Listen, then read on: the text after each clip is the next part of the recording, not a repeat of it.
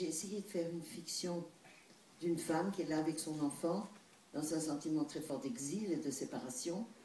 Et comme elle ne peut pas parler ou qu'elle ne veut pas parler, qu'elle ne veut pas embêter son enfant, j'ai utilisé des images documentaires que j'avais été filmées avec Nourit pour parler à sa place.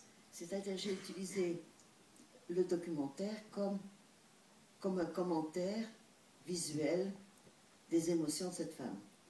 Cet essai me plaisait beaucoup, c'est une écriture qui me plaisait beaucoup, mais comme c'était un peu particulier, c'est un film très court. Je ne sais pas si c'est moins cher, mais ça ne dure que 65 minutes. C'est pas cher ici. Bon, ça va.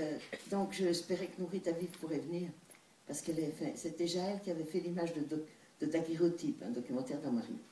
Et c'est une femme, c'est une des premières femmes qui a eu sa carte de directrice de la photographie au CNC en 75. C'est pour dire que tout ça vient de loin. Et donc elle n'est pas là, elle tourne ailleurs. J'aurais aussi voulu être accompagnée par justement les deux des fondations, Séverine Weimar pour Technicolor et Gilles Duval, parce que c'est pas seulement que les fondations ont donné de l'argent, mais ils ont vraiment accompagné ce travail. Et j'ai jamais vu des gens qui seraient du côté de juste faire des chéquiers comme ça, des chèques, mais qui venaient, ils sont venus voir l'étalonnage des couleurs, ils sont venus voir les restaurations. Alors, c'était très compliqué comme procédé. Je vais juste te le dire en 2 minutes, mais c'était tourné en 16 mm A et B. Quand on a voulu le scanner, les rayures étaient difficiles sur les côtés supports. Il a fallu aller à Bologne et scanner mouillé. C'est incroyable. Ils ont réussi à faire un scan qui est parti ensuite au laboratoire Éclair. J'ai eu un étalonneur que je connais depuis des années qui s'appelle Bruno Patin. Nourit a pu venir. Et justement, Séverine Weimar et Gilles Duval sont venus au labo. Donc ça s'est fait dans des conditions magnifiques. Entre-temps, Stéphane Rouge avait pu organiser, et la musique de Delerue, qui est vraiment, vous allez voir, mieux que tout dans ce film, elle a été remasterisée. Donc le film est propre. Mais comme je disais tout à l'heure, on ne va pas faire une pendule avec les restaurations. C'est bien, mais c'est juste beaucoup mieux. C'est-à-dire, ça ne change pas les films. Les films qu'on aimait avant, même un peu sales, je pense qu'on les aime toujours. En même temps, ça a été une occasion par le biais, parce que Mathieu, mon fils, Mathieu Demy, a fait un film, je ne sais pas si quelqu'un a vu, Americano, mais comme il l'a fait avec les procédés d'aujourd'hui et qu'il était forcément en DCP, la nouvelle norme de projection, et qu'il voulait, je ne vais pas rentrer dans le détail, mais introduire des plans de documentaire dans son film, c'est un peu ce qui a suscité ses fondations à le restaurer en entier plutôt que de restaurer des petits bouts. Donc, à l'arrivée, c'était bien, il a eu les morceaux qu'il voulait, et moi j'ai eu le reste. Donc, pour ce qui est du film, il est interprété, encore une drôle de circonstance, par Sabine Mamou, qui était la monteuse de Murmure. C'est-à-dire, je travaillais avec elle toute la journée à monter Murmure. Et j'écrivais un peu comme ça ce documentaire, et je cherchais une femme pour le faire. À un moment, il y a eu une visite, je vous dirais, cette femme qui est morte et que j'ai en même temps, cette actrice, qui a fait le film Cap Canaille, Juliette Berthaud. Elle était en visite à Los Angeles, et j'avais dit peut-être elle pourrait le faire, puis je ne sais pas si c'est pas très facile. De même, je m'étais dit, je vais chercher un petit garçon dans la colonie française, et puis finalement, je me suis dit, il y a Sabine qui est à côté de moi tous les jours, elle est belle, elle est intelligente, elle représente bien ce personnage un peu muet, un peu secret, un peu triste.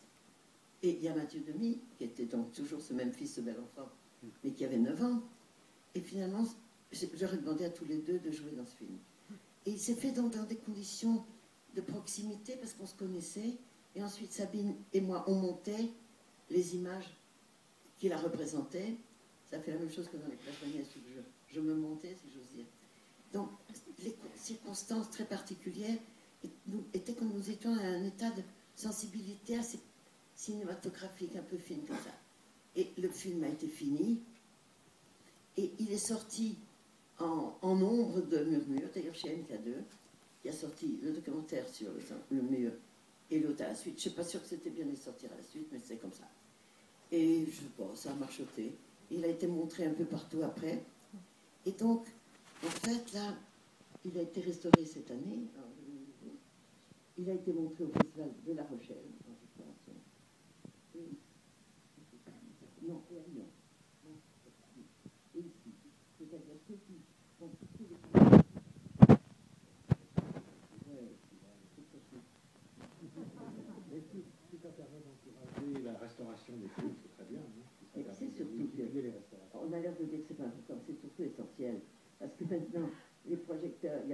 projecteurs comme ça avec des grandes bobines. Les gens n'ont plus envie de trimballer des bobines, de payer un transporteur, alors qu'on peut envoyer un petit DCP qui est grand comme un DVD. Effectivement, si les films anciens veulent être montrés, il faut passer par là. Et que donc, tout en me disant on s'en fiche, on s'en fiche, on s'en fiche, pas du tout. Parce que les films anciens, c'est leur seule sauvegarde pour exister. Donc, le documentaire a été sauvé grâce à quoi vous le voyez ce soir. Je pense que, sauf s'il y a une question préliminaire, comme on dit, oui. Je vais. Oui. Et qu'en sera-t-il de Murmure? Pardon? Et qu'en sera-t-il de Murmure? Alors, Murmure fait partie des films que la Film Foundation, dont Scorsese est l'étendard, ils ont décrété qu'ils allaient aider à restaurer les films que j'ai tournés en Amérique. Donc Murmure, Lions, Love and Lies, Black Panthers, Oncle Yanko. Sauf documentaire aussi tourné là-bas, où il y avait une urgence, donc ça a passé devant. Alors, comme ils sont très drôles, la Film Foundation. Ils disent, ça y est, on va vous aider, on va restaurer le film. Mais ils n'ont pas d'argent. Donc, toujours en Amérique. C'est-à-dire, un musée vous achète une pièce, dit, on a décidé d'acheter, puis après on cherche l'argent. Donc là, c'est la même chose. Ils ont mis dans leur calendrier qu'on allait restaurer les films, que j'ai tournés en Amérique, et ils sont mis à chercher de l'argent. Alors, ils en ont trouvé à Los Angeles. Alors, du coup, quand on fera un retour négatif, il y a un négatif qui sera déposé à Los Angeles. C'est leur salade, c'est leur truc, mais ils sont formidables parce qu'ils ont quand même mené ce combat et ils ont trouvé des gens pour payer. Donc je vais faire ça en 2013 et comme ça, monsieur, vous verrez Murmure nettoyer, restaurer. Voilà. Bonne soirée. Merci. À plus tard.